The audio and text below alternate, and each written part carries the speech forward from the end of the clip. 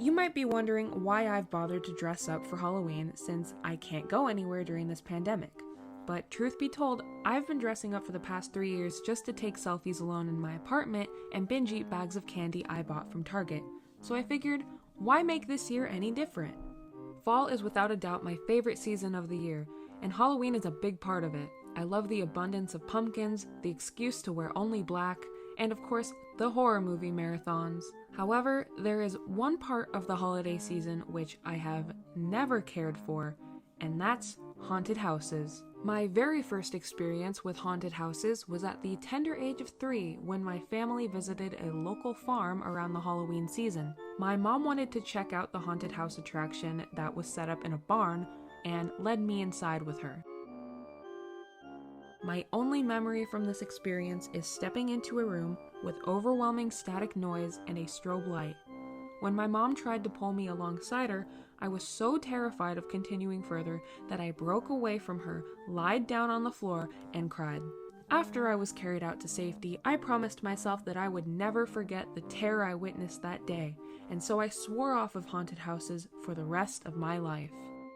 Throughout high school, I somehow managed to avoid any invites to haunted house trips, which wasn't easy because most of my friends knew me to be someone who loved the horror genre. Thanks to Hot Topic, my wardrobe at the time was always sporting merch from the latest horror anime, and when I was asked on movie dates, I always asked to see the scariest movie playing in theaters. Understandably, people assumed I would also be into haunted houses, and it was honestly embarrassing for me to work my way out of a group outing or a date using excuses other than the fact that I was terrified.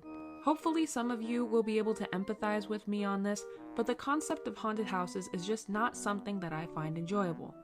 Ghost clowns and ghost clowns aren't scary to me because I know those are things that don't exist. You could show me a horror movie at 3 in the morning and I'll go to sleep just fine because I'm not scared of monsters. What I'm really scared of are people. At haunted houses, there are grown adults holding weapons up to your neck, not only in the actual haunted houses, but also while you're stuck standing in the line for hours. And even though there's a rule that the actors can't touch you, my trust issues don't allow me to register that fact. Having the actors dress up as scary things is just the cherry on top of the pumpkin spice latte. My irrational fear of haunted houses eventually caught up with me once I entered college. Like most of America, my little sister was obsessed with the Stranger Things TV show when it first came out, and when she heard that there was a Stranger Things haunted house at the Universal Studios theme park, she was quick to plan a family trip with all of my siblings and cousins to go to California for one night and visit the haunted houses.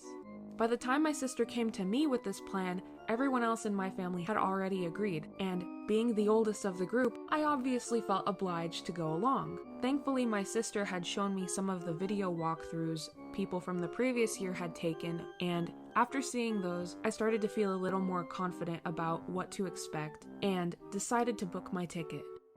When all of us finally met up in California, we arrived at the park around the afternoon, so there was still some time to kill before the actual Fright Nights event began.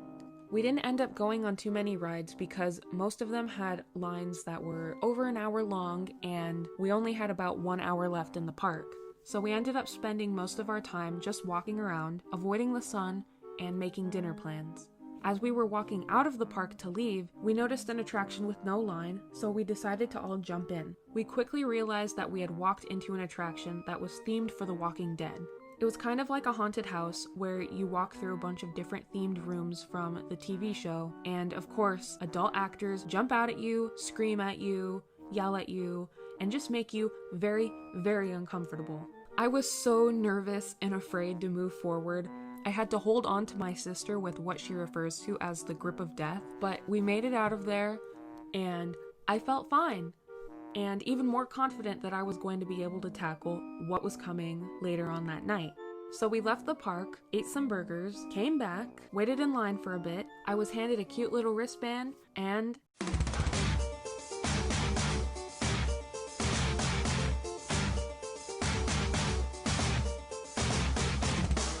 by the time we made it through the actual entrance, I was crying so bad, I told everyone to go on without me because I just couldn't take it anymore. Everyone in my family tried to convince me that the actual haunted houses weren't nearly as bad as whatever was going on at the entrance, but at that point I was just done.